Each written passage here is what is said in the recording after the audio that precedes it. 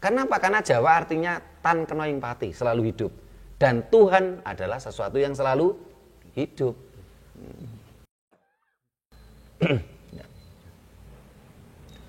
Terus kita lanjutkan. Jadi surga milik orang Jawa dan itu bahasa Jawa. Pahala itu juga bahasa Jawa. Ajaran Dayak nggak punya kata pahala. Jadi pahala ini adalah bahasa Jawa kuno. Pahala itu tulisannya itu dari kata pala. Tulisannya P-H-A-L-A. Pala menjadi pahala. Orang Jawa bilang apa? Karma pala. Karma itu adalah perbuatan, pala itu adalah buah. Wong Jawa ngarani napa ngunduh wa ing pakarti.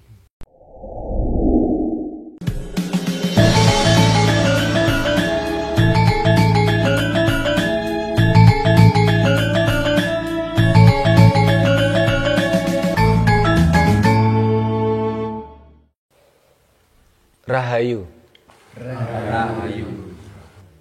Para pemirsa Raket Prasaja TV channel yang kami hormati, kita berjumpa kembali dalam kegiatan Yayasan Raket Prasaja, Lembaga Pengkajian, Pelestarian dan Pengembangan Budaya Nusantara. Saat ini kita diundang oleh Paguyuban Pelestari Budaya, khususnya Mocopat, yaitu Paguyuban Tentrem Ayem. Ini kita sekarang di Desa Sumber Tempur, Kecamatan Wonosari, Kabupaten Malang. Kita mengadakan istilahnya di sini itu asah asih asuh atau sarasehan. Sarasehan itu dari kata soro dan asih.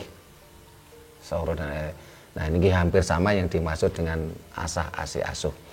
Nah, sebelum kita lanjutkan kegiatan kita sarasehan kondo takon, kita mohon kepada sesepuh Paguyuban Tentrem Ayem, penyanipun Romo Kaseman untuk memberikan menapa menika atur pambagya harja napa sabda tama kagem anggotanipun dan juga untuk para pemirsa kita di yang ada di seluruh Nusantara maupun juga pemirsa kita yang ada di Eropa, yang sering komunikasi dengan kita, teman-teman yang ada di Jerman ataupun di Hong Kong.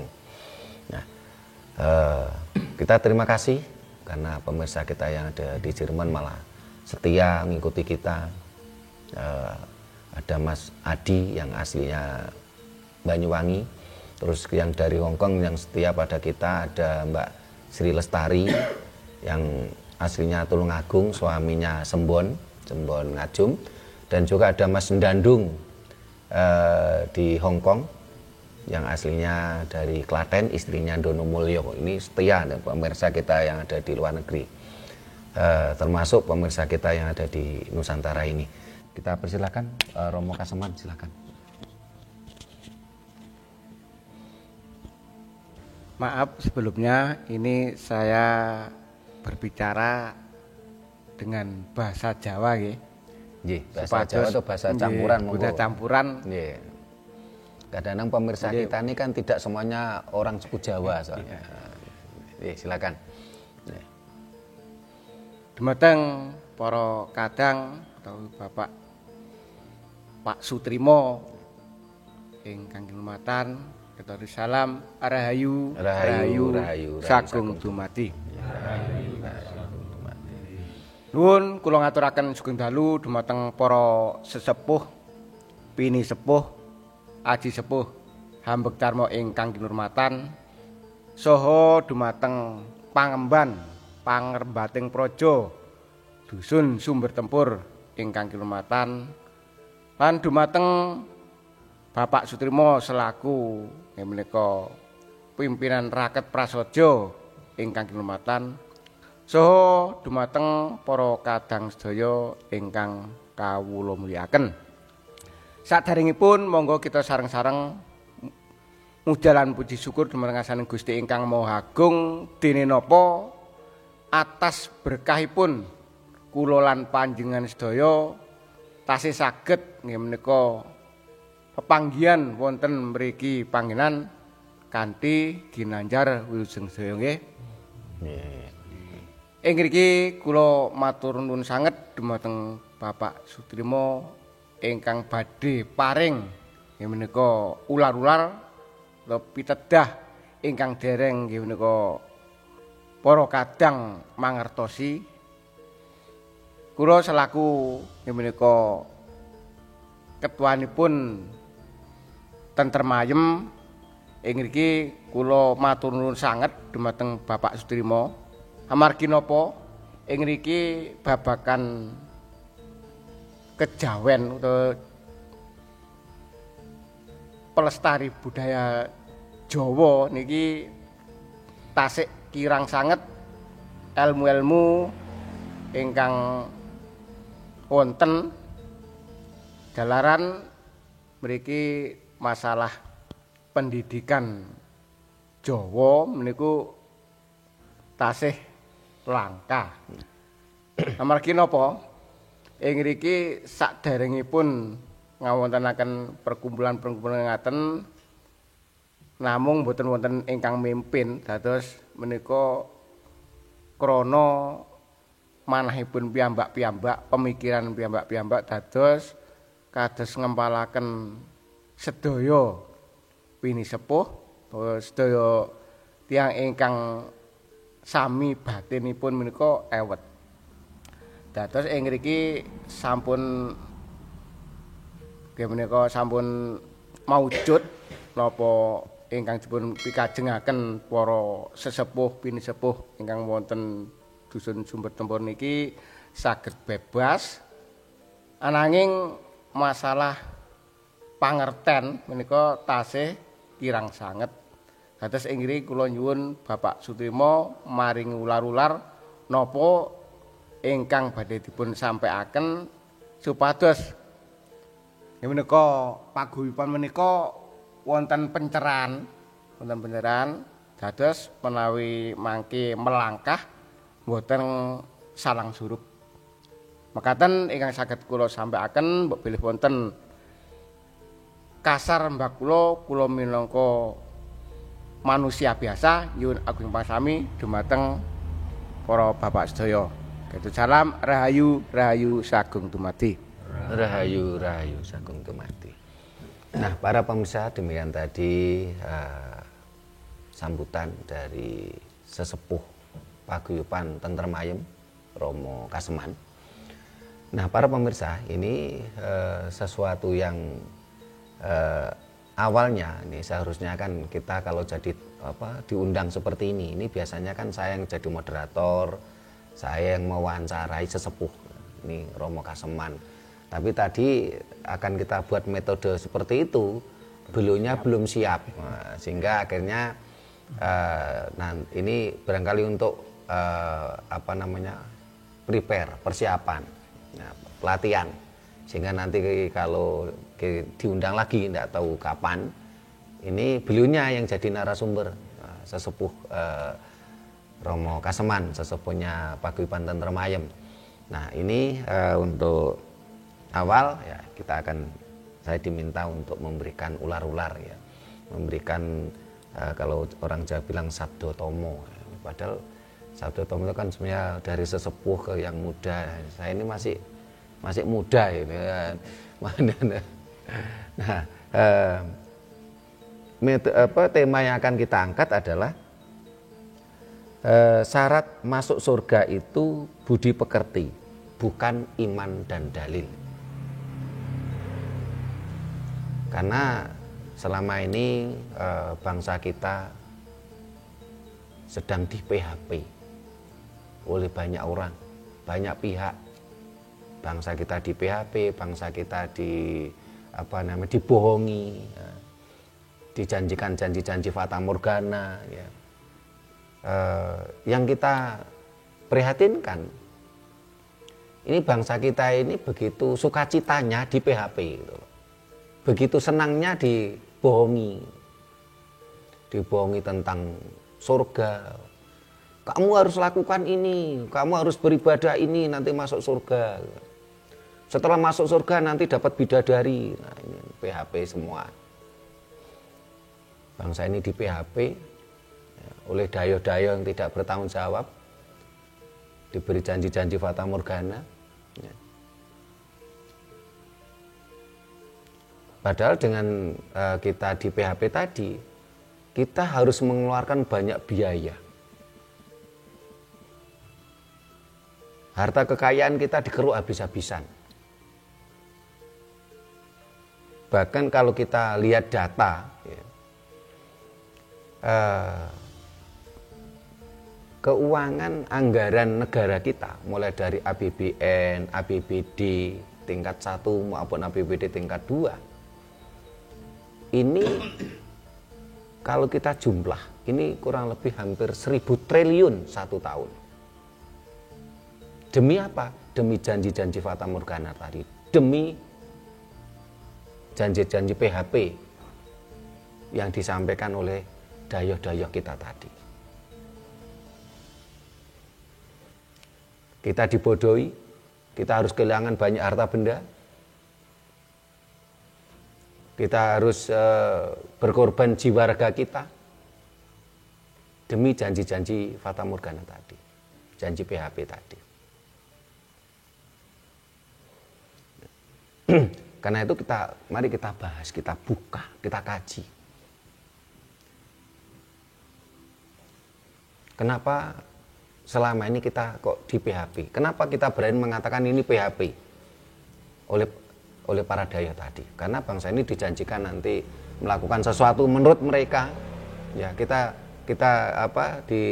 diperbudak, harus melakukan sesuatu menurut pemikiran mereka. Kita dijanjikan surga, dijanjikan pahala, kita dijanjikan surga, kita dijanjikan bidadari. Ya.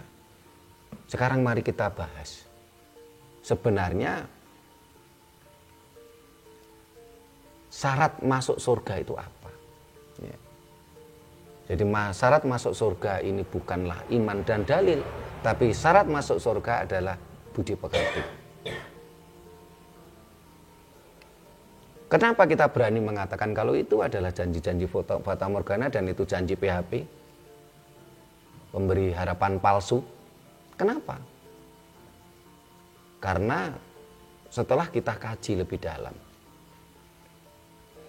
surga ya harus kita bawahi, harus kita garis bawahi bahwasanya yang kita bahas ini adalah surga.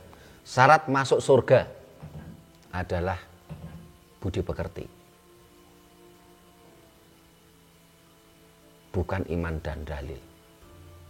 Karena ini syarat masuk surga. Di sini kami tidak membahas tentang syarat masuk jannah. Kalau jannah itu milik dayo, saya nggak berani membahas. Nanti daripada nanti kita dipersalahkan, karena itu bukan milik kita. Sehingga di sini kita garis bawahi adalah syarat masuk surga. Itu budi pekerti, bukan iman dan dalil. Ini harus kita garis bawahi dan ini saya ulang-ulang supaya menjadi paham. Karena surga ini adalah bahasa Jawa kuno. Bukan bahasa Arab, bukan bahasa Ibrani, bukan bahasa Israel.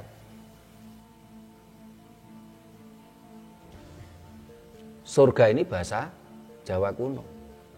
Di dalam kitab suci dari keyakinan-keyakinan dayo itu tidak ada kata surga.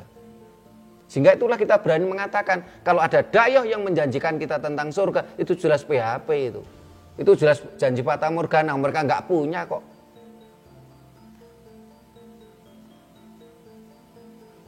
Mereka nggak punya kok menjanjikan. Ini kan namanya penipuan loh. Ini namanya kan PHP kan. Pemberi harapan palsu. Kenapa? Mereka nggak punya gitu. Kalau mereka punya, ini bisa jadi suatu saat memang akan wujud gitu loh. Sebagai contoh begini, Romo Kaseman ini menjanjikan ke saya, Pak Sutrimo, silahkan kapan-kapan ke rumah saya. nanti pulang saya kasih kopi. Ya, ini contoh. Ini bukan PHP, kenapa? Memang Gunung Kawi itu gudangnya kopi. Saya mulai masuk Gunung Kawi itu tahun 93 kalau nggak salah. Saya kalau pulang itu saya sering kasih hadiah kopi sama temen Pak Budi Merdem itu, Mbak Prih, Mbak Suprihatin. Saya dikasih kopi wangi. Itu apa? Saya selalu pulang selalu dikasih. Nah, kalau ini namanya nggak PHP gitu loh. Romo Kaseman bilang ke saya, Pak Suturmo kapan ke rumah saya? Nanti saya kasih kopi. Ini bukan PHP. Karena apa? Karena memang di Gunung Kawi ada kopi. Entah itu milik sendiri, entah itu milik tetangga gitu loh. Tapi kan ada gitu loh. Nah, tapi kalau Romo Kaseman ya bilang ke saya, Pak Suturmo, silahkan mari ke rumah saya. Nanti kalau pulang saya kasih contohnya apa yang sekiranya di Gunung Kawi tidak ada gitu. Saya kasih saya kasih padi beras rojo lele gitu. Lah ini PHP. Kenapa? Di Gunung Kawi nggak ada padi rojo lele, nggak ada sawah. Sementara malah saya yang asli Solo, asli anak Bengawan Solo, di desa sana, desa saya sana ada, Pak. Mulai beras Bengawan, beras rojo lele, beras apa namanya? Loh, malah ini kan aneh, ini kan kebalikannya tuh. Pak Suturmo silakan ke rumah saya, nanti saya kasih beras rojo lele loh. Enggak punya kok. Malah saya yang punya malahan. Ini kan mirip gambaran tadi toh. Dayo teriak-teriak, kamu harus begini, begini, begini, nanti saya kasih pahala. Nanti saya kasih surga. Saya kasih bidadari, lah si Dayo enggak punya kok. Ini kan gambarannya seperti tadi toh. Kalau Romo Kaseman bilang ke saya, Pak Suturmo silakan ke rumah saya, nanti saya kasih kopi. Gitu. Saya kasih telo, gitu. Saya kasih kopi. Kopinya kopi wangi. Saya kalau sama Mbak Prih, Pak Budi itu kasih kopi wangi saya itu. Mulai tahun 93 saya sudah masuk Gunung Kawi. Ini enggak PHP gitu loh. Loh, tapi kalau Pak Kaseman bilang, Pak Suturmo silakan ke rumah saya, nanti saya kasih beras rojo lele gitu. Atau saya kasih beras Bengawan gitu. Enggak punya, malah saya yang punya kok. Loh, kalau saya mau kan berarti saya bodoh gitu loh.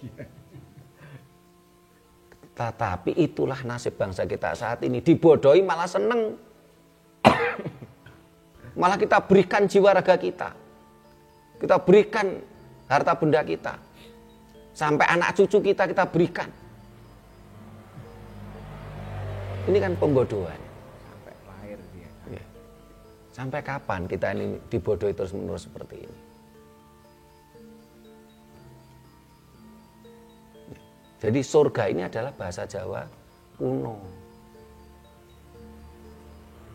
Surga itu milik kita gitu loh. Jadi kalau ada dayoh menjanjikan kita surga itu kebalik malahan. Malah kita bisa menjanjikan ke mereka, ayo ikut kita. Nanti saya kasih surga. Malah bisa. Surga nyata. Ya. Tapi kalau kita bilang jannah lah salah. Kita nggak punya jannah kok. Tapi kalau fakta jannah kita ada. Tapi kalau penggambaran jannah kita nggak punya. Kenapa? Karena kalau saya baca di kitab sucinya mereka yang namanya jannah atau Eden ya, itu kan tetanam pohon yang rindang, buah-buahan selalu siap dipetik, air mengalir. Lah itu tanah kita loh. Nah, ini bagi yang sempat membaca kitab sucinya Dayo kan jelas loh. Ya. Air mengalir, tanaman pohon rimbun, buah-buahan siap dipetik. Loh itu milik kita loh malahan. Ya. Ya. Ya. Ya. Karena itulah kita memang harus menjadi cerdas gitu loh. Nah sekarang surga itu apa? Ya. Ada yang mengatakan surga ini adalah rasa. Surga adalah aspek psikologi. Surga bukan teritorial. Ya, jadi makna surga itu, kalau makna jannah atau Eden saya nggak mau bahas, karena itu bukan ranah kita. Surga bahasa Jawa kuno, dan surga adalah aspek psikologi, bukan aspek teritorial.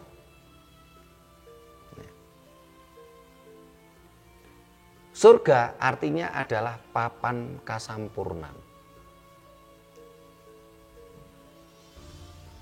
Papan kasampurnan. Nah, bagaimana kita kalau syaratnya kita bisa masuk surga? Nah, ini yang mau kita bedah malam ini. Jadi nanti mau para rawuh sedaya bapak-bapak ya. Saya lihat usianya juga banyak yang di atas saya. Sehingga nanti bisa kondo takon. Jadi tidak harus takon, tidak harus tanya. Tapi jenengan ngetokni ilmune jenengan. Supaya saya juga tahu gitu loh. Saya juga dapat tambah ilmu gitu. Jadi surga adalah papan kasampurnan. Syaratnya masuk surga adalah budi pekerti. Bukan iman dan dalil. Kenapa? Karena iman dan dalil bukan bahasa kita. Kalau masuk jannah, masuk taman Eden, barangkali iman dan dalil kuncinya. Saya nggak tahu, tapi ini barangkali gitu. Masuk jannah, masuk taman Eden, bisa jadi kuncinya adalah iman dan dalil. Tapi kalau masuk surga, kuncinya bukan iman dan dalil syaratnya, tapi adalah budi pekerti. Apa bahasa lain dari budi pekerti? Budi ini adalah kesadaran. Pakarti ya perbuatan, jadi perbuatan yang penuh dengan kesadaran. Tanpa harus termotivasi oleh perintah dan iming-iming. Karena hanya anak kecil lah melakukan sesuatu tanpa kesadaran, tapi karena perintah dan iming-iming. Ayo mandi, nanti saya kasih permen. Lu itu masih anak-anak itu, belum ada kesadaran, belum dewasa. Ingat, menjadi tua itu hal pasti. Dengan bertambahnya hari, bulan dan tahun kita tambah tua. Tapi menjadi dewasa itu adalah pilihan. Nek wong Jawa ngarani apa? Nek dadi tuwek iku mesti. Ning nek dadi tuwa urung mesti.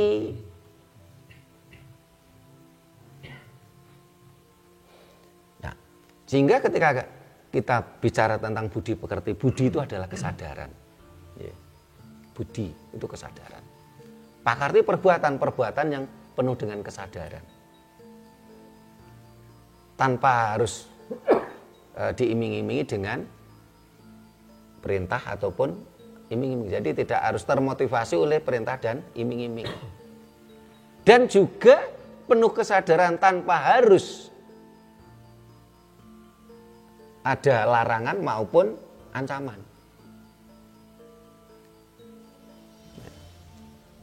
Kalau melakukan ini nanti dosa, kamu masuk neraka. Ya, nanti dulu.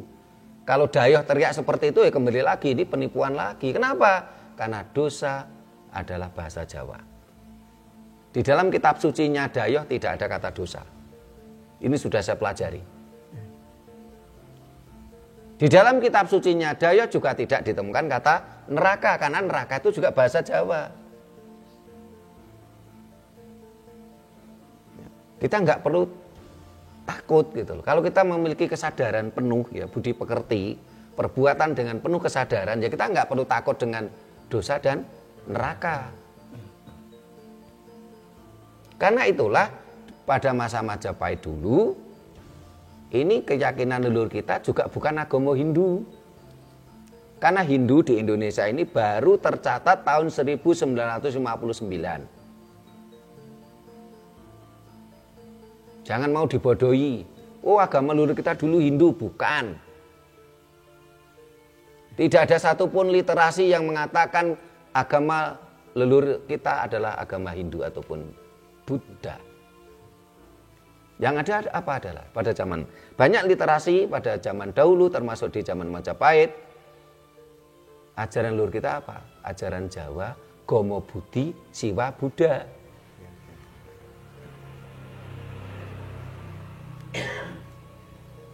Ajaran Jawa itu adalah Jawa, artinya Jawa itu selalu hidup. Semua aksara Jawa dipangku mati kecuali aksara Ja dan Wa. Wah, ini kemarin sekian tahun yang lalu saya diminta ceramah seperti ini teng Berdem. Mbah tuwek-tuwek kalau takoni, Mbah, ngertos aksara Jawa? Mboten. Loh, lah jenengan tiyang Jawa kok ora ngerti aksara Jawa? Sedaya aksara Jawa niku dipangku mati kecuali aksara Ja dan Wa. Tambah ora ngerti. Waduh ki piye ya aku. Nek sing enom gak ngerti ngeten sik maklum. Sak kula ora ngerti maklum. Kula sik enom. Ya wis tuwa-tuwa, umure wis sak dhuwur kula umure 60, 70, 80 ora ngerti kan ya kebangetan. Lah terus engko anak putu ate takon nang sapa nek sing tuwa ora ngerti. Cobi jujur jawab, jenengan pun pirsa dereng nek jebule sedaya aksara Jawa dipangku mati kejaba aksara Jawa kali Wa. Jawab jujur, pun ate mireng nih. Dereng. Rata-rata biasanya untuk bulian. Oh, ancene wong Jawa. Nek ora dimangku kancane ora urip. Ora urip ora mateni. Nek ora urip nek ora mateni kancane kaya aksara Jawa dipangku mati lah. Akhirnya kok dadi bulian dari hinaan. Seperti siang tadi saya itu mendatangi undangan ya. Ini undangannya kata ketua panitia jam 9. Jam 11 baru datang. Jadi biasa Pak wong Jawa jam karet. Waduh. Padahal kalau benar-benar kita Jawa itu malah disiplin. Nek jam karet berarti ora Jawa. Cobi ini tadi yang datang terlambat siapa? Nah. Jawa berarti. Iya. Nggih, kalau ada keperluan penting ya enggak apa-apa. Nek tapi nek ora ono penting akhirnya banyak alasan. Saat ini alasnya kan banyak ditebang. Akhirnya karakter hewan itu masuk ke manusia semua. Karena hutannya alasnya kan ditebang gitu loh. Jadi kalau orang Jawa itu disiplin. Kenapa? Cobi jenengan bayangke, jenengan mau bangun rumah, ngunggahke kuda-kuda, njaluk ngitung dina teng contohnya teng Romo Kaseman. Mas Gyari engko sampean nek ngunggahke kuda dinane Rebo Kliwon sangate yamine. Maju rawani, mundur ya rawani. Jawa itu disiplin. Nggih napa mboten? Nek jenengan urung disiplin berarti urung Jawa. Nemokne manten kan nggih sangat ya. Disiplin. Semua aksara Jawa dipangku mati kecuali aksara Ja dan Wa. Amargi karena kalau orang itu sudah Jawa itu selalu hidup. Dan ternyata orang Yahudi kalau menyebut Tuhannya juga Jawa, Yahweh. Jadi kita itu belajar Jawa itu jangan seperti katak dalam tempurung. Kita harus mendunia. Padahal teknologi di dunia ini semuanya ada kaitannya dengan orang Yahudi. Karena orang Yahudi itu terkenal cerdas. Bahkan kemarin zaman Pak Harto Indonesia digoncang krisis moneter. Itu konon yang menjadikan kita kena krisis moneter itu kan Soros. Ini kan orang Yahudi juga. Karena dia punya kekuatan. Dan memang waktu itu dasar pondasi ekonomi kita memang rapuh, jadi gak mudah digoyah. Ternyata orang Yahudi itu menyebut nama Tuhannya juga Jawa atau Yahweh. Yahweh itu tulisannya J H W H. Cobi sini yang bisa nulis aksara Jawa. Romo Kasaman bisa ya? Nulis kata Jawa. Mesti kan Jo, Ho, mboten langsung Wo. Jo, Ho, Wo, Ho. J, H, W, H. Sama. Kenapa? Karena Jawa artinya tan kena ing pati, selalu hidup. Dan Tuhan adalah sesuatu yang selalu hidup.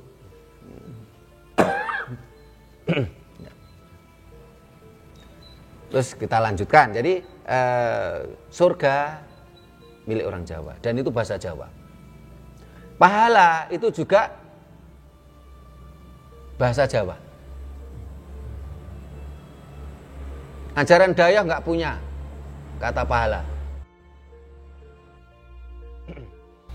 Jadi pahala ini adalah bahasa Jawa kuno. Pahala itu tulisannya itu dari kata pala. Tulisannya P H A L A. Pala menjadi pahala. Orang Jawa bilang apa? Karma pala. Karma itu adalah perbuatan, pala itu adalah buah. Wong Jawa ngarani napa ngunduh wa ing pakarti.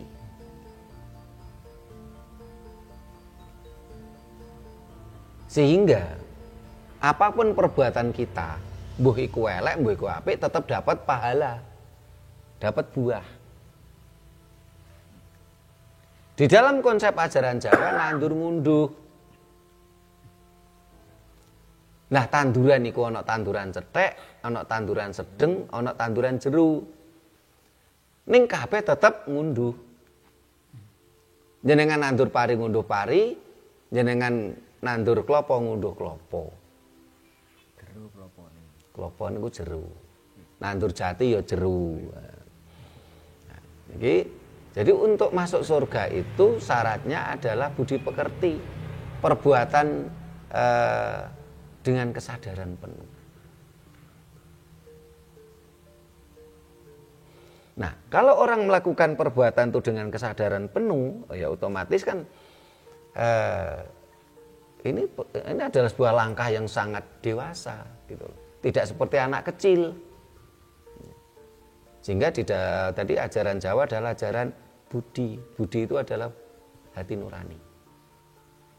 Mulakno orang Jawa kalau memberikan aran Tuhan itu adalah Gusti. Gusti itu dari bagusing ati. Bagusing ati kan tetap kesadaran hati tadi. Hati nurani tadi. Gusti. Nah. Gomo Budi Siwa Buddha. Ajaran Jawa. Siwa Buddha, Siwa ini bahasa Jawa kuno artinya angkasa. Buddha, ini harus kita bedakan Buddha dengan Buddha. Kalau Buddha, tulisannya B-U-D-D-H-A, ini mungkin kelanjutannya adalah apa? Siddhartha Gautama. Agama Buddha diakui oleh pemerintah RI baru tahun 1975.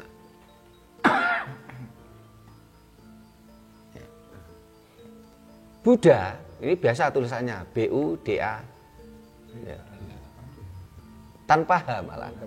Ya. B-U-D-A. Artinya apa? Artinya Ibu Pertiwi. Jadi ajaran Siwa Buddha adalah ajaran Ibu Pertiwi Bopo Angkoso. Ini adalah Linggayoni. Sehingga di dalam mantra-mantra Jawa ada mantra Siwaratri. Ratri itu malam. Yang menjadikan malam itu kan angkasa. Ada Siwaratri, Siwaraditya. Raditya itu matahari. Bagi yang mempelajari ajaran-ajaran Jawa kuno pasti pernah dengar itu. Mantra Siwaratri, mantra Siwaraditya, mantra Siwa Kartika. Itu angkasa. Buddha itu Ibu Pertiwi. Sehingga kalau kita ingin masuk surga, syaratnya adalah budi pekerti. Perbuatan kita yang penuh kesadaran. Dan budi pekerti ini adalah sesuatu hal tingkatannya di atas dari karma pala tadi, ngunduh yang pakarti. Karena setelah kita benar-benar dengan kesadaran penuh, ya, ini otomatis kan kita akan melakukan sesuatu dengan kesadaran, dengan sepenuh hati. Dan itu akan kita dapatkan setelah kita sadar kalau apapun yang kita lakukan, apapun yang kita tanam akan kita tuwe, ngunduh wong pakarti. Dengan konsep ini, saya yakin Indonesia ini akan bersih dari korupsi. Kenapa? Kalau orang punya kesadaran ini mirip dengan pada zaman Majapahit. Sehingga gambaran pada masa Majapahit dulu dikatakan negara Kertagama. Akhirnya dibuat serat negara Kertagama oleh Empu Prapanca. Negara Kertagama, negara yang Kerto itu makmur. Negara Kertagama, gama itu semua berjalan sesuai aturan. Gama itu bahasa Jawa kuno artinya aturan. Sehingga kata agama kalau menurut bahasa Jawa adalah orang yang tidak tahu aturan. Itu tidak, agama itu aturan. Agama berarti tidak tahu aturan.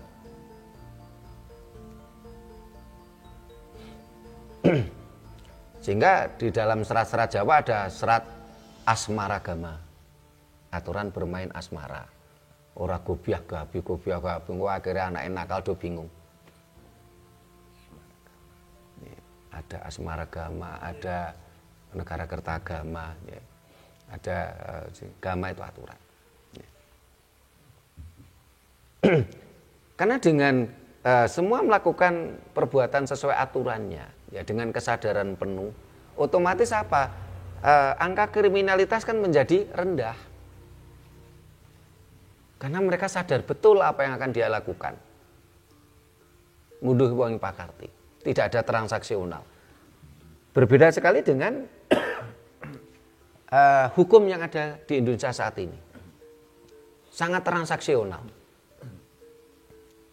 Dan didorong oleh tokoh-tokoh agamis yang seringkali mengajarkan pada umatnya yang transaksional. Melakukan ini nanti dapat reward, melakukan ini nanti dapat sanksi, dihitung. Ya. Akhirnya apa? Ini memicu pejabat-pejabat kita.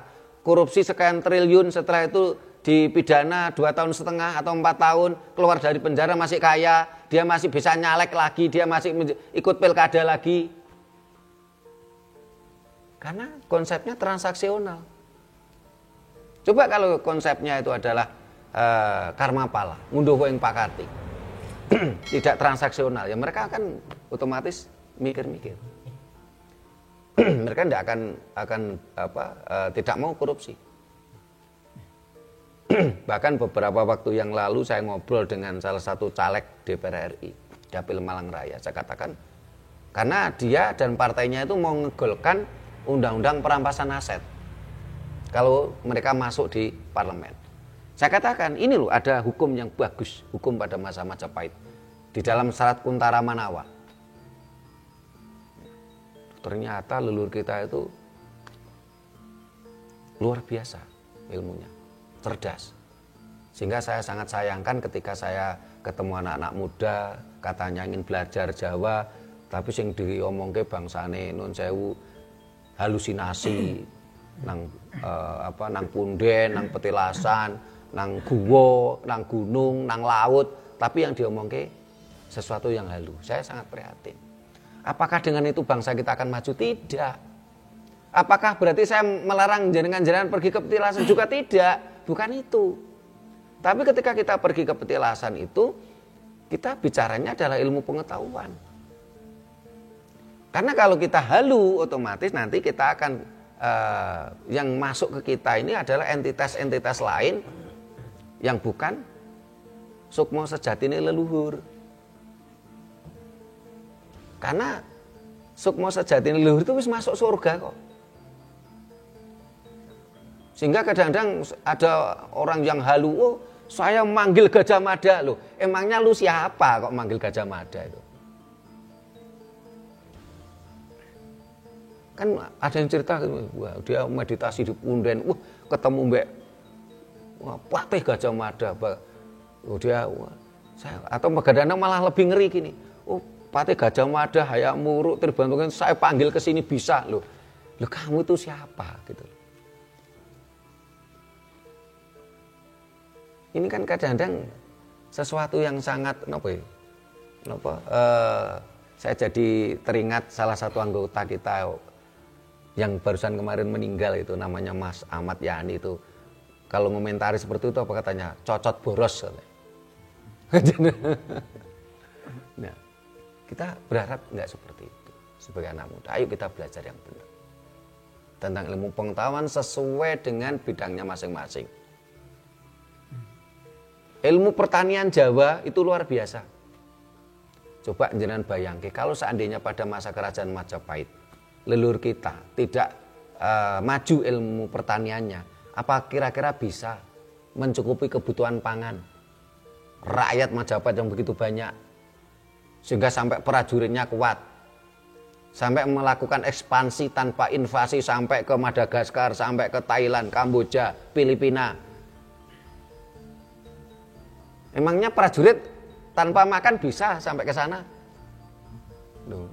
Kita membayangkan tuh harus kompleks gitu, harus komprehensif. Prajurit dengan kekuatan yang hebat itu tentunya perutnya kenyang gitu loh. Perutnya kenyang, perut anak istrinya juga kenyang gitu loh. Loh berarti itu apa? Ditunjang ilmu pengetahuan tentang pertanian yang kuat.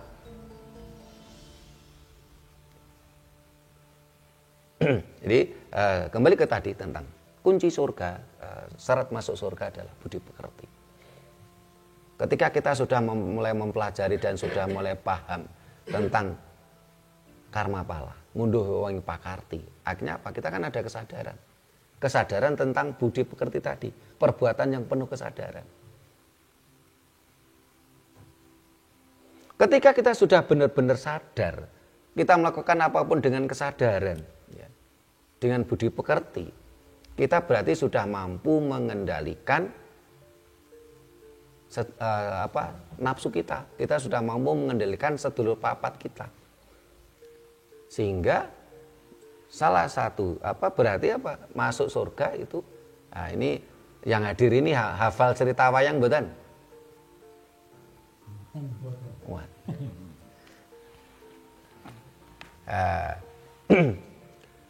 Dalam cerita wayang Jawa ya, setelah Brubuh Ngalengka ini diceritakan di situ bagaimana Dasamuka, ya, Rahwana Raja itu menjadi Kumara, terus Kumbakarna juga jadi Kumara. Ya. Ini nggak bisa masuk surga. Kalau Rahwana kan menjadi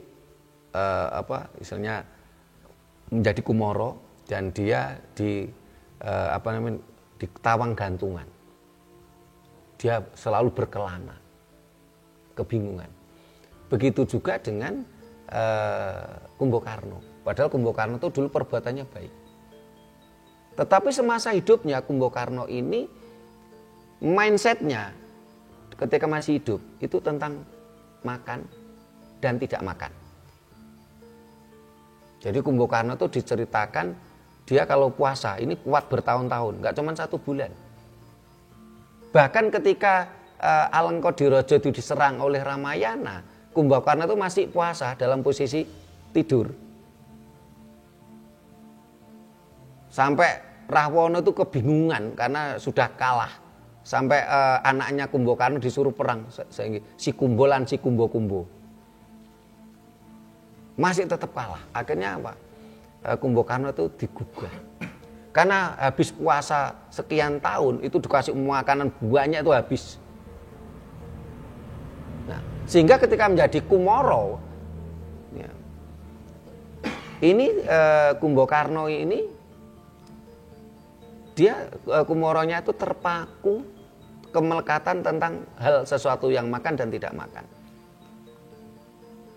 Sampai akhirnya dia ditemui oleh istrinya, Bathari Keswani. Keswani kembali ke Kahyangan, dia menjadi Bathari, menjadi bidadari. Akhirnya diberitahu begini-begini. Terus ada lagi yang namanya Gunawan Wibisana. Gunawan Wibisana ini adalah tangan kanannya Sang Rama.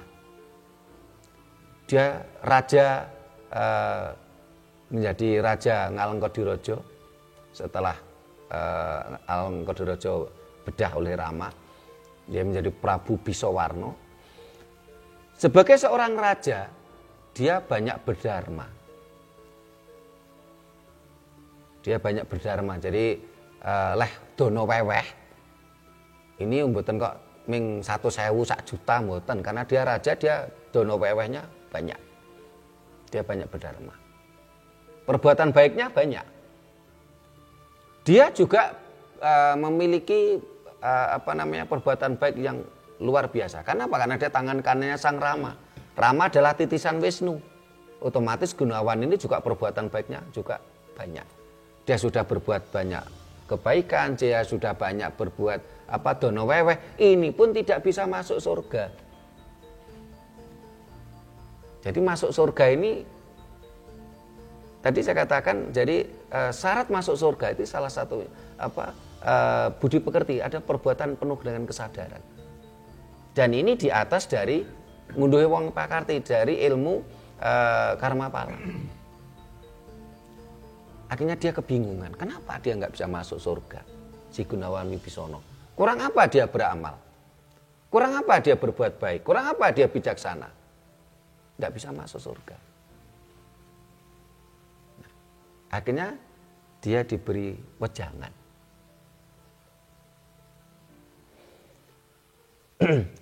Syarat masuk surga adalah karena surga itu papan kasampurnan, sehingga ketika dia masuk surga, jadi ketika masuk surga ini sudah tidak lagi bicara jenis kelamin. Harus benar-benar sempurna. Ya. Jadi tidak ada istilah masuk surga itu nanti, mohon maaf, di sana akan melakukan hubungan seks dengan bidadari, itu tidak ada. Karena surga itu adalah papan kasampurnan. Ketika kita masih memiliki nafsu, kita nggak bisa masuk surga.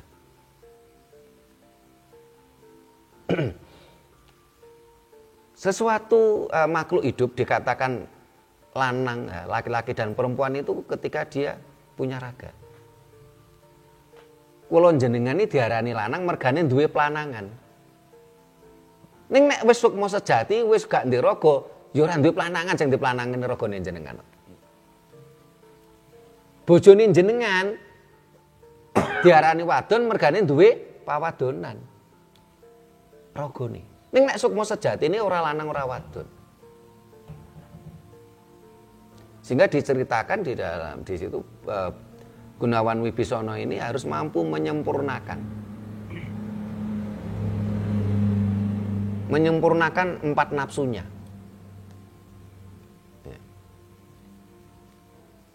Kalau di dalam ajaran Jawa yang benar itu 4 nafsunya adalah Angkara, Ludra,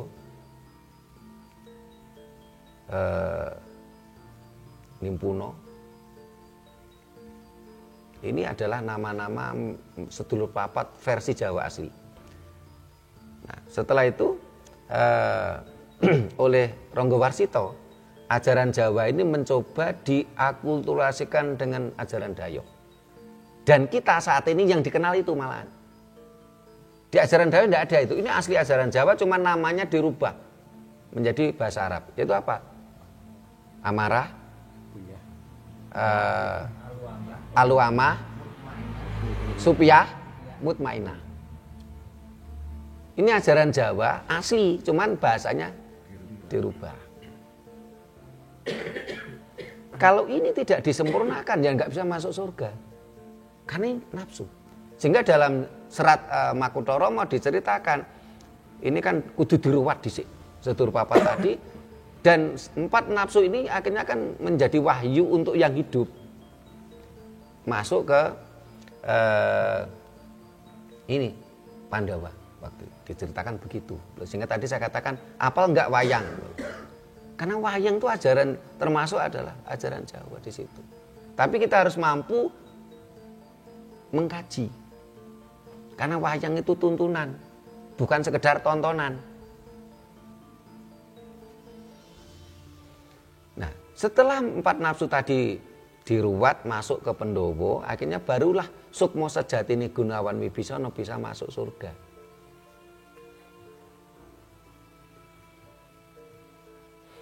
Nah, sehingga kunci masuk surga adalah budi pekerti, perbuatan yang penuh dengan kesadaran. Dan ilmu ini akan kita dapatkan ketika kita sudah bisa melewati ilmu yang namanya ngunduhi wong pakarti, karma pala tadi. Kalau kita masih berprinsip sesuatu itu udah tak perlu diperintah, dilarang, diancam, diiming-imingi, ya kita belum, masih jauh itu dari kata itu. Kalau kita berarti kita masih transaksional. Sik milik gendong lali. Wah, aku engko ate nanggone Pak Rama Kaseman ate nggawa gula 1 kilo. Supaya engko mulih aku digawani kopi karo telo 5 kilo. Ngono sehitung-hitungan. Utawa paling enggak gini, wah aku engko nanggone Rama Kaseman cekno di alem. Sehitung-hitungan. Tidak ada kesadaran. Nah, padahal untuk mencapai budi pekerti, perbuatan penuh dengan kesadaran, kita harus mampu dulu melewati yang namanya ngunduh wong pakarti.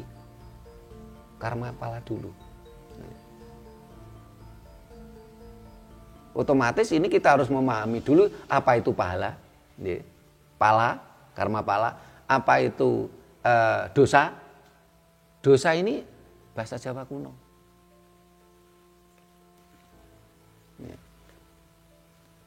Kita juga harus memahami apa itu neraka. Neraka itu adalah dari bahasa Jawa kuno, dari kata ner dan raka. Ner itu adalah ambisi, tujuan. Raka itu roko itu kakak atau sesuatu yang lebih. Jadi yang dimaksud neraka adalah tujuan yang berlebihan. Sehingga digambarkan dalam pewayangan itu apa? Bomo naraka suro. Tujuan yang berlebihan sampai bumi we kepengen den emperi. Inilah neraka. Kita punya tujuan boleh, kita punya ambisi boleh. Yang tidak boleh adalah kita ambisius. Tujuan yang berlebihan. Wah, jenengan kalau punya tujuan berlebihan jelas masuk neraka itu. Ya, wis ora teko-teko malah kesiksa malah. Ya, malah ngenes malah. Ya. Nah, sementara niku riyin, sakniki genti kondo takon. Mungkin nek kula tok sing cerita kula kesel ngene. Monggo silakan kondo takon dari siapa dulu. Jadi jenengan usahakan pakai bahasa Indonesia karena pemirsa kita kan enggak cuma orang suku Jawa. Tapi kayak apa dicampuri juga enggak apa-apa. Jenengan bisa kondo, bisa takon. Mulai sebelah pundi dulu. Saking ngriki atau ngriki? Oh, Mas Giari. Monggo Mas. Lintune kok kabeh lintune. Mulainya dulu. Ayo monggo. Topiknya, temanya adalah kunci masuk surga adalah budi pekerti. Bukan iman dan dalil. Nah, Mas Mujiono waktu nggak direkam bingung takon bar direkam malah. Romo Kaseman kalau mau nambah monggo. Ya, niki. Nggak harus takon, nambah jenengan sesepuh kok. Niki kula mboten nambah badhe Tanget mau bertanya. Mau bertanya. Mau bertanya. Katanya surga itu bukan dalil dan apa tadi? Kunci surga Kunci itu surga budi pekerti. Budi pekerti. Yeah.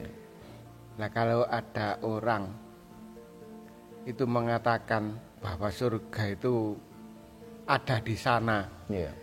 itu bagaimana? Di manakah tempatnya? Saya mau bertanya itu saja. Yeah. Yeah. Terima kasih Romo Kaseman. Yang lain silakan wis dianyai Mbak Romo Kaseman terus ada yang tanya. Ayo Mas Mujiono sing nom. Oh, Mas Giari. Nah, ini pertanyaannya Romo Kaseman kan sebenarnya ada yang ngomong kalau surga itu ada di sana. Di manakah itu? Nah, ini sebenarnya yang ditanyakan seharusnya yang ngomong itu. Bukan ditanyakan ke saya. Karena kalau menurut ajaran Jawa yang saya pelajari itu tadi, surga ini adalah aspek psikologi, bukan aspek teritorial. Nek teritorial itu kan apa ya? Kalau bahasa Jawa ini apa? Papan sing nyoto, mane Gunung Kawi ini teritorial. Sumber tempur itu teritorial. Ada tempat, ya, ada apa istilahnya?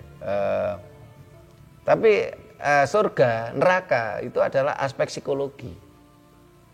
Intinya surga itu ada tapi gak menunggu gitu, gak menunggu besok. Mas direkam Mas. Akhirnya Kan katanya surga itu menunggu besok kalau kita sudah meninggal. Nah, padahal kenyataannya itu kan gimana ini? Yeah. Perlu penjelasan, monggo. Terima kasih. Surga itu kapan? Yang kita bicarakan adalah ajaran Jawa. Kalau ada yang mengatakan surga itu nanti setelah mati, gitu. Ini bukan surga itu milik orang Jawa, tapi yang disampaikan tadi esensinya adalah ajaran Dayoh. Padahal ajaran Dayoh nggak punya surga gitu loh. Kalau dalam ajaran Dayoh kan katanya nunggu nanti setelah mati kan gitu. Tapi kalau surga itu milik kita kok. Jadi kadang-kadang juga lucu tuh. Surga itu nanti setelah mati loh, dia nggak punya surga. Berarti kan dia nggak paham surga. Nggak paham tapi wani ngomong. Nggak paham tapi berani menjanjikan. Yang anehnya, sing dijanjeni kok gelem. Nah, sebenarnya harus kita pahami dulu.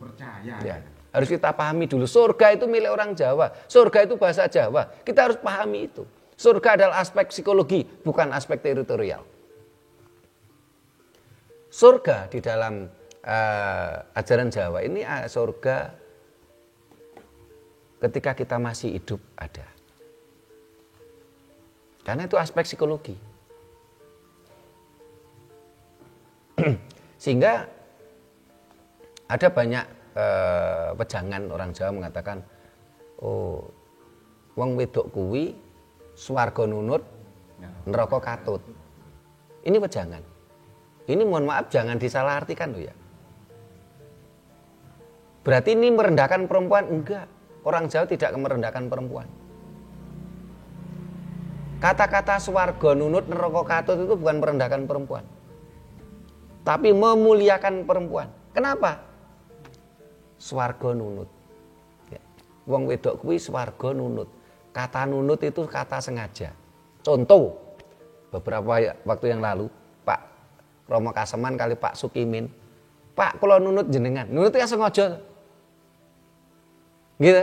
Nah, berarti apa? Ketika sang suami sedang mengalami kemakmuran. Ya, surga itu kan sesuatu yang makmur, sesuatu yang istimewa gitu ya. Istrinya itu berhak merasakan, wajib. Sehingga swarga nunut-nunut itu sesuatu yang kesengajaan. Lah, jenengan-jenengan dadi wong lanang ku nyambut gawe rekoso nek bojone ate menikmati gak oleh nggih apa nyambut gawe. Suruh swarga nunut neraka katut. Kata katut itu tidak sengaja. Nek jenenge sengaja ora katut, berarti ya nyolong. Ngatut ya. Ya. Contoh kemarin saya ini kan ritual di Patirtan Kendedes. Saya ini kan nggak ngerokok, sehingga saya itu waktu itu pinjem koreknya Pak Agus, juru kuncinya Patirtan Kendedes. Iku katut. Sampai rumah itu baru tak gerayek, loh kok koreknya ndek kesakku. Ini kan katut. Katut itu sesuatu yang tidak sengaja. Tapi nek Pak Bejo ngatut. Soalnya lutuh. Sehingga ketika swarga nunut neraka katut, sehingga ketika sang suami sedang sedih, ya. Suami yang baik tentunya tidak akan mengajak istrinya sedih. Tetapi istri yang baik tentunya juga tidak akan tinggal diam dan meninggalkan suaminya dalam posisi bersedih. Jadi swarga itu aspek psikologi, bukan aspek teritorial. Ada lagi pemahaman begini. Terkadang ada pemahaman begini, katanya swarga iku ya waktu urip. Lek kon seneng iku ya swarga. Lek awakmu susah ya iku neraka. Itu benar apa enggak? Ya, itu tadi yang saya katakan tadi, surga ketika masa kita hidup. Dan itu aspek psikologi itu. Bukan aspek teritorial. Tetapi kalau surga sing sejati, ini adalah papan kasampurnan. Di situ tidak ada rasa susah, bunga, sedih, mangkel, tidak ada. Karena itu masih nafsu. Rasa seneng tuh masih nafsu. Sehingga ketika tadi saya katakan Gunawan Wibisono mau masuk surga sejati, ini papan kasampurnan. Harus meninggalkan kudu dirucat sedulur papate. Kalau masih kanggonan ini tidak bisa masuk surga. Jadi jangan bayangkan Anda masuk surga nanti di sana akan ngesek sama bidadari. Ini surga loh ya. Kita garis bawahi surga, bukan jannah, bukan Eden. Supaya nanti para pemirsa yang nggak paham jangan marah-marah. Yang kita bicarakan kita surga kok. Kita tidak bicara jannah, kita tidak bicara Eden kok. Kita tidak ngepok senggol ajaran orang lain kok. Kita tidak mengkritisi ajaran lain kok. Tapi kita mengolah, kita mengkaji, kita membahas ajaran leluhur kita sendiri. Bukan ajaran orang lain. Ngerebuk tek-tek dewi gitu loh. Belajar waras. Nih, belajar waras gitu. Ya, katanya Mas Mujiono. Ya. Ya. Sehingga beberapa kali saya dimintai tolong oleh banyak pihak. Mohon maaf, karena selama ini masyarakat kita kan digiring mindsetnya. Besok yang mati kon ngenteni nang kuburan nganti Armageddon. Orang mati nunggu di kuburan sama Armageddon. Nah, sementara Armageddonnya kapan? Kan akhirnya kan banyak energi-energi sukmo sejati yang kemelekatan terhadap raganya. Dia menunggu di kuburan. Nah, akhirnya banyak orang yang tanya ke saya dan minta bantuan saya untuk ritual penyempurnaan sukma untuk keluarganya yang sudah meninggal. Mesakni nek kon ngenteni nang kuburan mbuh kanthi kapan. Terus saya sampaikan yang bisa menyempurnakan sukma adalah anak-anaknya, keluarganya yang hidup. Saya hanya nuntun. Seperti halnya dalam cerita Gunawan Wibisono tadi. Yang menyempurnakan adalah sesuatu yang hidup keturunannya. Sementara misalnya kalau dalam pewayangan itu kandang dalang Kondo Buwono atau Sang Wisnu, ini hanya nuntun saja. Sehingga kalau di ajaran Jawa biasanya kalau orang meninggal itu kan mesti kudu digawekne apem kali pisang. Apem itu lambange yoni, pisang itu lambange lingga. Apa yang dihasilkan lingga yoni adalah anak-anaknya. Ya ini Romo Kaseman ini pernah cerita itu tentang kenapa kok kudu apem, biasanya kenapa apem arum ya. Toyo harum. Kenapa? Karena dengan nama-nama yang harum itulah leluhur kita. Kembali kita disyaratnya kan budi pekerti tadi. Karena perbuatan yang penuh kesadaran kan akan membawa nama harum gitu loh. Tapi kalau kita melakukan perbuatan tidak penuh dengan kesadaran ya, akhirnya apa? Akhirnya kan tadi nandur ngunduh tadi tanaman cedek, tanaman jeruk. Jadi kalau kita ya atau mbah kita ini nandur kelapa, ya kita ngunduh klopo. Nah kalau mbah-mbah kita itu mohon maaf ya nanduri elek, akhirnya anak cucu kan juga kena dampaknya. Karena itu mulai detik ini ayo kita melakukan budi pekerti, perbuatan yang penuh dengan kesadaran walaupun berat. Dan kita harus melewati dulu yang itu tadi konsep karma pala, ngunduh woing pakarti. Jangan sampai kita melakukan sesuatu itu hanya karena perintah, larangan, iming-iming, ancaman.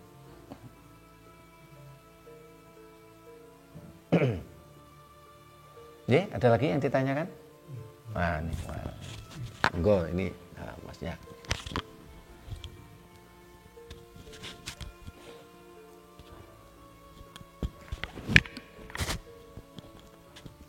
Ya, terima kasih kesempatan yang diberikan kepada saya. Aduh.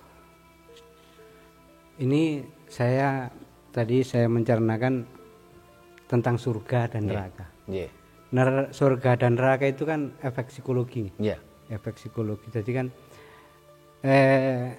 masalah efek psikologi kan otomatis hewan atau tumbuhan semua itu punya efek psikologi.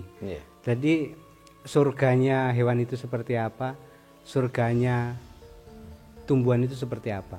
Soalnya alasannya mayoritas di sini semua petani, semua peternak. Walaupun apa aja diternak, entah sapi, entah apa aja. Jadi kalau bisa kita kan memperlakukan hewan ini seperti keinginannya seperti di surga, supaya hasilnya juga surga bagi yang merawat. Begitu aja. Namanya siapa? Saya namanya Mariadi. Mariadi. Terima kasih, Terima kasih. Mas Mariadi. Ada lagi sekalian? Berarti pancing-pancing ya ana sing gelem takon. Monggo liyane. Nggih.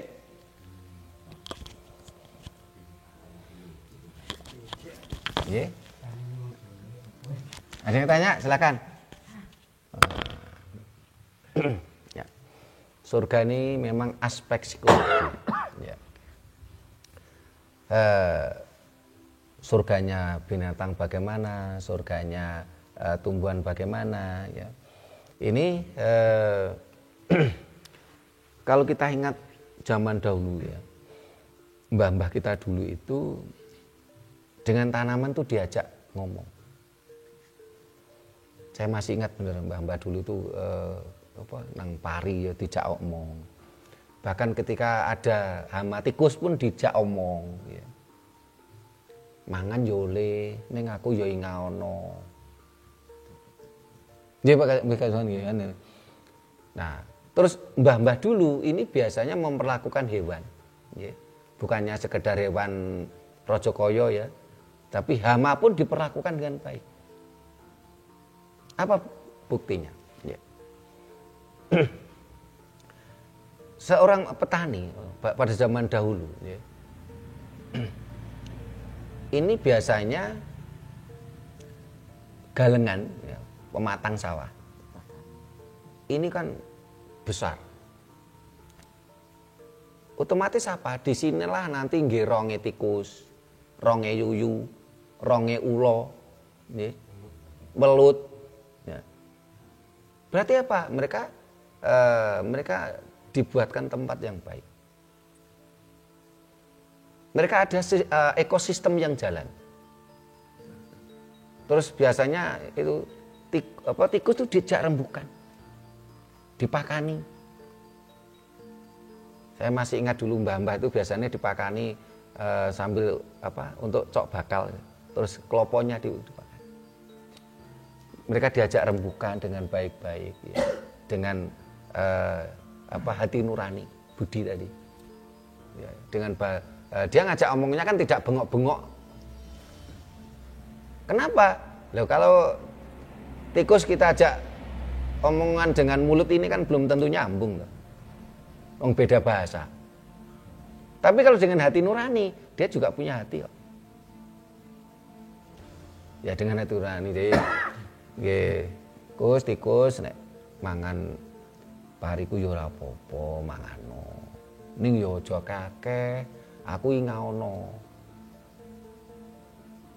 Nah, ternyata kan dengan cara itu ini terbukti loh leluhur kita dulu itu nggak pernah kekurangan pangan.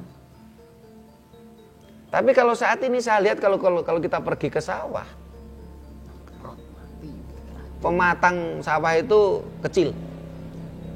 Sampai kalau saya bahasakan tuh koyok apa alise wong wedok ayu jlirit. Kayak dulu kan pematangnya besar, jlirit. Otomatis kalau pematangnya kecil apa? Rumahnya tikus tergusur, rumahnya binatang-binatang tadi kan semua tergusur. Loh, kalau rumahnya tergusur ya jangan salahkan kalau mereka ngamuk. Belum lagi kita kehilangan rasa budi, kembali ke budi tadi. Sehingga apa? Bener Romo Kasman tadi, wah disemprot, diobat, dipateni. Akhirnya kan mereka semakin merajalela. Karena mereka kita musuhi. Ajaran Jawa tidak mengajarkan kita untuk memusuhi alam semesta. Tetapi ajaran Jawa selalu mengajarkan kepada kita untuk harmonisasi mikrokosmos makrokosmos. Kalau basa Jawane niku selaras jagat cilik lan jagat gede. Ini kemarin ada itu pemirsa kita yang protes. Oh, makrokosmos mikrokosmos itu bukan ajaran Jawa itu si Sutrimo itu ndleming katanya. Ya memang kata makrokosmos mikrokosmos itu bukan bahasa Jawa. Cuman ini kan alih bahasa saja. Wong Jawa punya istilah apa jagat cilik jagat gede, bawana ageng bawana alit. Ini ajaran Jawa, tidak ada di ajaran lain, tidak ada di ajaran Dayak gitu loh. Ini harus selaras. Dan orang Jawa dalam ajaran Jawa tidak boleh mempermainkan binatang ataupun tumbuhan. Saat ini banyak manusia yang mempermainkan tumbuhan dan binatang. Contohnya apa? Kayak maunya pisang.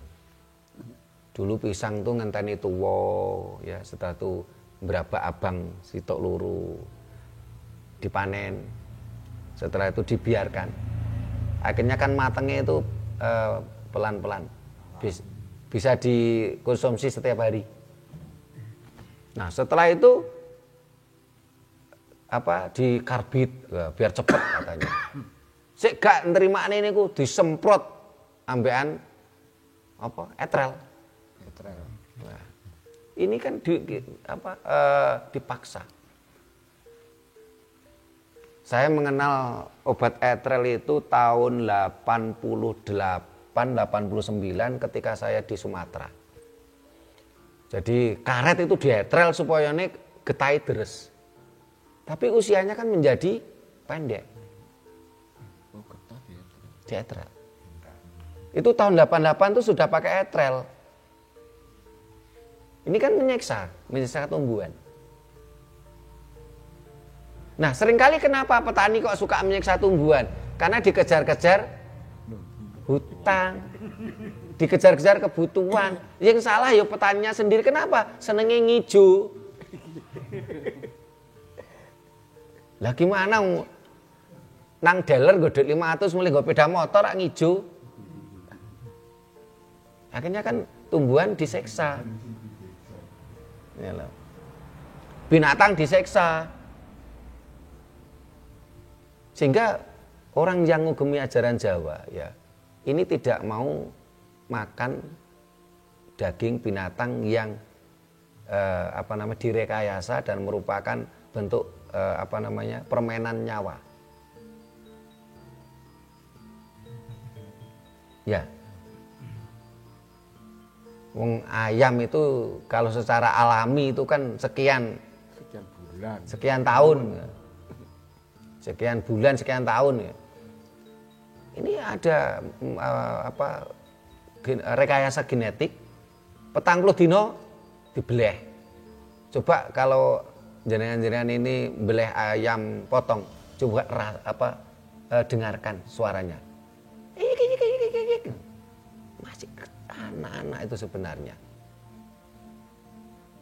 Coba bayangkan kira-kira Anda mau digemukne 40 dino dibeleh gitu. Tidak alami gitu loh. Orang Jawa kan dulu selalu alami. Bahkan untuk menyembelih ayam pun kalau nggak ada perlunya nggak mau. Dulu itu wah Romo Kaseman menyembelih ayam, wah genah ini nanti sak kampung mangan ayam kabeh ya. Soalnya tinggi kenduren. Kalau alasannya untuk menambah gizi, apakah hanya dari situ saja kita dapatkan nutrisi gizi? Apakah itu bukan malah menambah penyakit? Gatel mesti ya. Zaman Majapahit dulu kok nyatanya kok semuanya sehat-sehat. Majapahit itu negara besar, dengan kekuatan militernya besar. Loh kalau pada waktu itu dunia kesehatan itu belum hebat ya tentunya tidak mungkin Majapahit itu menjadi negara besar. Sehingga sistem metode pengobatan pada masa kerajaan Majapahit juga udah hebat. Dan saya pelajari itu namanya kalau saya istilahkan sekarang adalah pengobatan enzimatik. Pengobatan yang luar biasa. Ini namanya surgonen kewan lan tetumbuhan. Nah, kalau kita bisa membuat aspek psikologi pada hewan dan tumbuhan lagi, tentunya mereka pun akan memberikan balasan yang baik pada kita. Tetapi kalau kita memaksa mereka, ya kita bisa dapatkan. Kita paksa mereka, tetapi ya tentunya akan berdampak kembali ke kita lagi, karma pala tadi ke kita tadi. Ngaten nggih, Mas sinten mau? Mariadi. Nah, ada lagi silakan. Ampun. Nek gak ono sing takon kan ya.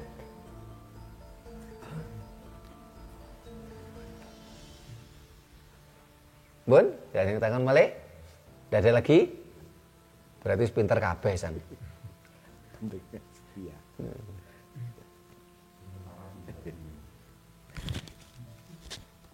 Ampun. Mas Mujiono ampun. Nah, iris. Ya kita berharap apa yang kita kaji hari ini mampu memberikan pencerahan pada kita semua, minimal yang hadir ini. Dan bisa memberikan pencerahan pada semua pihak, terutama yang menyimak channel YouTube kita. Kalau menurut doanya Pak Suhardi, ya, mudah yang melihat channel kita didoakan banyak rezeki. Yang tidak menyimak channel YouTube kita didoakan banyak anak. Nah, kita mulai tidak hanya sekedar melestarikan, tapi kita juga bagaimana kita memperjuangkan budaya Jawa kembali berkembang, kembali dipelajari, kembali dihayati, kembali dipakai menjadi lifestyle gaya hidupnya orang-orang yang ingin menjadi orang Jawa. Ini adalah bentuk perjuangan. Kalau kita ingin berjuang bersama, tentunya ini sebuah kewajiban kita bersama untuk leluhur kita dan untuk keturunan kita. Karena kita ada di dunia ini karena leluhur kita. Tetapi kita juga harus mempedulikan keturunan kita. Itulah konsep kansapornaning urip lan pati. yang diajarkan leluhur kita. Terima kasih, mudah-mudahan bermanfaat untuk kita bersama. Mohon maaf bila mana ada kata-kata kami yang kurang berkenan, tata krama kami yang kurang memadai. Sampai jumpa di kegiatan kita lainnya. Rahayu. Rahayu.